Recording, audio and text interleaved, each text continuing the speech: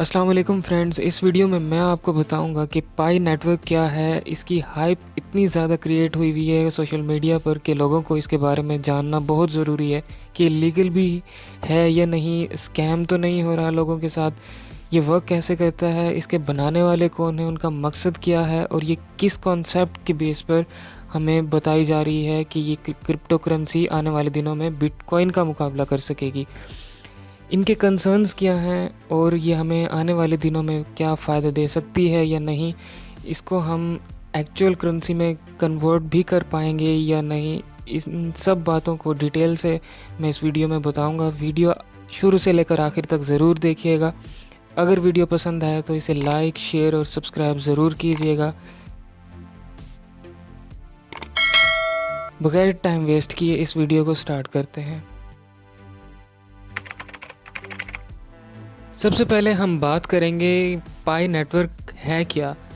पाई एक technological mining network है जिसे स्टैनफोर्ड यूनिवर्सिटी के पीएचडीज डॉक्टर निकोलस एंड चंडियागो ने 2019 में रिलीज़ किया था। बिटकॉइन की तरह ये एक करेंसी है जिसमें माइनिंग होती है, लेकिन इसकी माइनिंग बिटकॉइन की माइनिंग से बहुत ही डिफरेंट है और बहुत ही इजी है। इसी वजह से इसको बिटकॉइन पर फोकियत दी जा रही है। और बिटकॉइन की जो बात अगर हम करें तो इसकी माइनिंग जो है वो बहुत ज़्यादा मुश्किल है, लेंथी प्रोसेस है और बहुत ही पावर कंज्यूमिंग है, क्योंकि इसके लिए बहुत सारे बड़े बड़े सुपर कंप्यूटर्स हमें दरकार होते हैं। और पाई नेटवर्क जो है अभी तक ऑफिशियली मार्केट वैल्यू में नहीं आई है। इनका कहना है कि कुछ सालों बाद जो है हमारी जो वर्चुअल करेंसी है इसको हम एक्चुअल करेंसी में भी कन्वर्ट कर सकेंगे। जिस तरह बिटकॉइन हमारी आ रही है, हम उसमें ट्रेडिंग कर सकते हैं इस टाइम, लेकिन इसको अभी थोड़ा टाइम लगने वाला है। इसके अलावा इसका अपना रेफरल सिस्टम है। जैसे कि हम जानते हैं कि कोई भी ऐसी क्रिप्टो करेंसी या कोई ऐसी कॉन्सेप्ट आता है तो वो अपनी पॉलिसी के तहत उसमें रेफरल सिस्टम भी डालते हैं। रेफरल सिस्टम का तो आई थिंक सबको पता होगा कि इससे ये मतलब होता है कि आप अपना लिंक जो है वो दूसरों को अगर सेंड करें रेफरल लिंक, और वो उससे रेफरल लिंक से अपना अकाउंट उस ऐप पर बनाता है, तो उसका फ़ायदा, उसके कॉइन्स जो होते हैं एक रिवॉर्ड में आपको वो रिटर्न में मिलते हैं।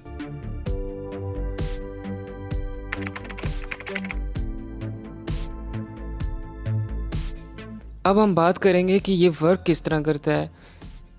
पाई नेटवर्क SCP यानी स्टेलर कंसेंसस प्रोटोकॉल पर वर्क करता है।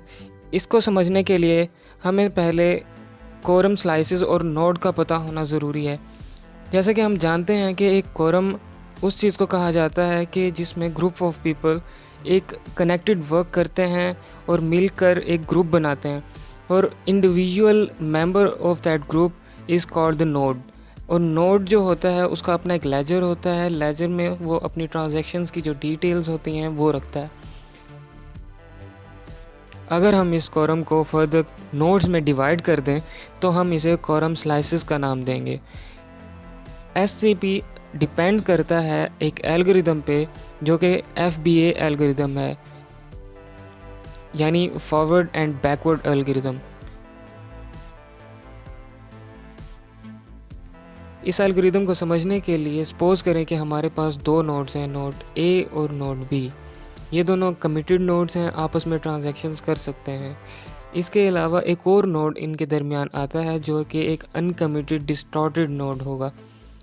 इस डिस्टॉर्टेड नोड का पता चलाने के लिए ये एल्गोरिदम काम करेगा, जिसके स्टार्ट में नोड A, B और C को एक selecting value for a ledger जो है वो असाइन करेगा, जो कि एक X वैल्यू होगी।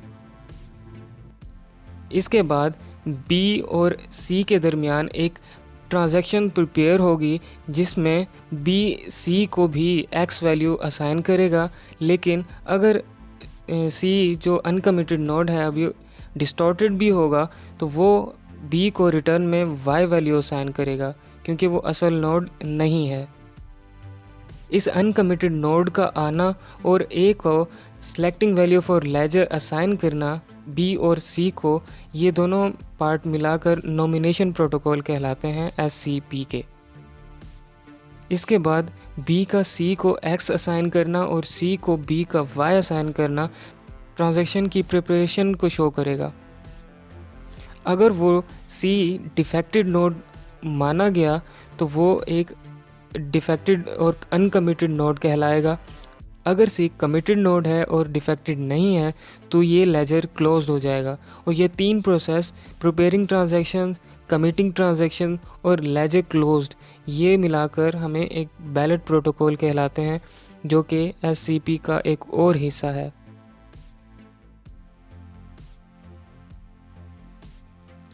अब सपोज करें कि बी और सी के दरमियान एक और नोड डी आ जाएगा। बी डी को एक्स असाइन करेगा और डी सी को एक्स असाइन करेगा, लेकिन रिटर्न में क्योंकि सी डिस्टॉर्टेड नोड है, वो डी को और बी को वाई असाइन करेगा। इसके बाद इनके दरमियान एक कंसेंसस होगा जिसमें इन्हें पता चल जाएगा कि किसने किसको क्या वैल्यू असाइन की है और रिटर्न में उन्हें क्या वैल्यू मिली है, जिसके बिना पर एक कंसेंसस के बिना पर उन्हें डिस्टॉर्टेड या कमिटेड नोड का पता चलेगा। अगर कंसेंसस 67% होता है तो ये ट्रांजैक्शंस मानी जाएगी, लेकिन अगर इससे कम होगी परसेंटेज तो वो ट्रांजैक्शन मुमकिन नहीं होगी। अगर हम इस तमाम प्रोसेस को एक फ़्लो चार्ट की शक्ल में बयान करें तो हमारे पास सबसे पहले एक अनकमिटेड नोड होगा, उसे सेलेक्टिंग वैल्यू फॉर लेजर जो है वो असाइन करेगा। इन दोनों प्रोसेस को हम नॉमिनेशन प्रोटोकॉल कहेंगे। इसके बाद जो प्रोसेस आएगा वो प्रिपरेशन ऑफ ट्रांजैक्शन होगा। उसके बाद कमिटिंग ट्रांजैक्शन होगा जिसमें ये दोनों नोड बी और ए जो हैं वो कमिट करेंगे कि ये सी नोड ट्रांजैक्शन के काबिल है या नहीं। अगर काबिल है तो वो लेजर क्लोज्ड हो जाएगा। और इस तीन प्रोसेस को प्रिपरेशन ट्रांजैक्शन, कमिटेड ट्रांजैक्शन और लेजर क्लोज होने को हम बैलेट प्रोटोकॉल कहेंगे। और इस तरह ट्रांजैक्शन का होना या ना होना तय पा जाएगा।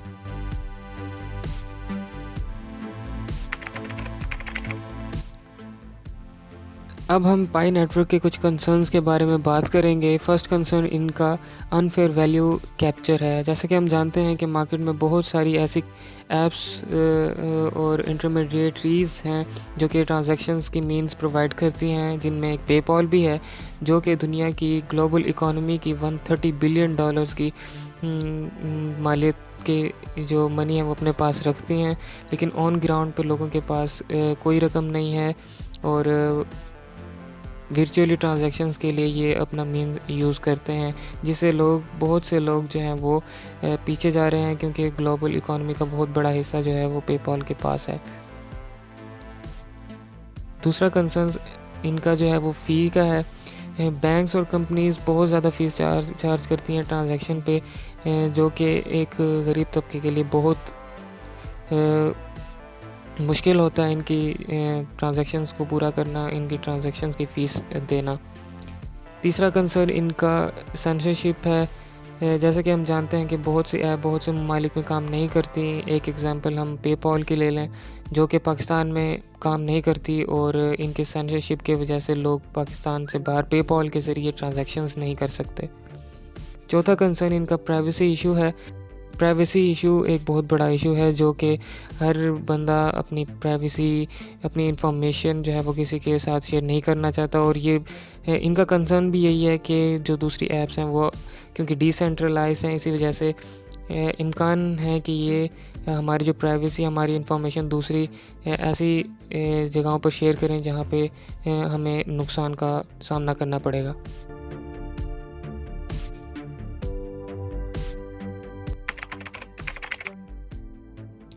वीडियो के इस हिस्से में हम इनके फ्यूचर वर्क के बारे में बात करेंगे, लेकिन उससे पहले मैं इनकी आपको एक स्टेटमेंट दिखाना चाहता हूँ कि जिसमें ये कहते हैं, first of all we need to emphasise that the Pi Node software has not been released yet. यानी अभी तक कोई नोड नहीं बना है, कोई ब्लॉकचेन इनकी नहीं बनी है, कोई मार्केट वैल्यू सेट नहीं की गई है। इसके बाद ये अपना हमेशा बिटकॉइन के साथ रिलेशन शो कर रहे हैं, बिटकॉइन के साथ अपने आप को कंपेयर कर रहे हैं, जिसमें ये अपने रिवॉर्ड गेम को, अपनी माइनिंग को बिटकॉइन के साथ कंपेयर कर रहे हैं। जैसे कि ये कहते हैं कि हमारे जो बिटकॉइन से अगर कंपेयर करें तो हमारे रिवॉर्ड उनसे ज़्यादा है और हमारी जो माइनिंग है वो ऐप के थ्रू है, और बिटकॉइन की जो माइनिंग है वो बहुत हार्ड है और उसके लिए सुपर कंप्यूटर्स जो हैं वो दरकार होते हैं।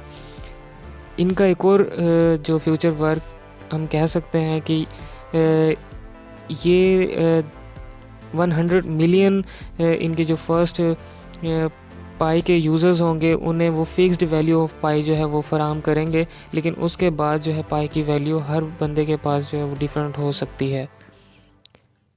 फ्यूचर वर्क में इनका पाई मार्केट प्लेस जो है वो अनाउंस करना है, जिसमें लोग अपनी चीज़ें जो है वो सेल कर सकते हैं, जैसे कि हम अमेज़ॉन या ईबे पे देख सकते हैं कि वहाँ पे लोग अपनी रोज़मर्रा की चीज़ें मंगवाते हैं। एक मार्केट प्लेस जो है वो बनाने का सोच रहे हैं ये। पाई जो है वो डिसेंट्रलाइज्ड ऐप स्टोर भी बना रहा है, जैसे कि हम जानते हैं कि हम गूगल ऐप यूज़ करते हैं जिससे हम ऐप्स वगैरह डाउनलोड करते हैं, इसी तरह ये भी एक ऐप स्टोर बनाने का सोच रहे हैं। इनका एक गवर्नेंस मॉडल और कॉन्स्टिट्यूशन कन्वेंशन भी होगा। ये मॉडल और कन्वेंशन जो है वो 5 मिलियन मेंबर्स आने के बाद ही मुमकिन होगा, लेकिन अभी हम देख सकते हैं कि इनके गूगल ऐप पे इनके डाउनलोड्स जो हैं वो 5 मिलियन से ज़्यादा हो चुके हैं, तकरीबन 10 मिलियन को पहुंच चुके हैं, लेकिन अभी तक इनका कोई गवर्नेंस मॉडल और कॉन्स्टिट्यूशनल कन्वेंशन हमें नज़र नहीं आई है। और ये भी कहते हैं कि हम पाई नेटवर्क का लॉन्ग टर्म गवर्नेंस स्ट्रक्चर बनाएंगे, लेकिन अभी तक ऐसा कोई सीन सामने नहीं आया।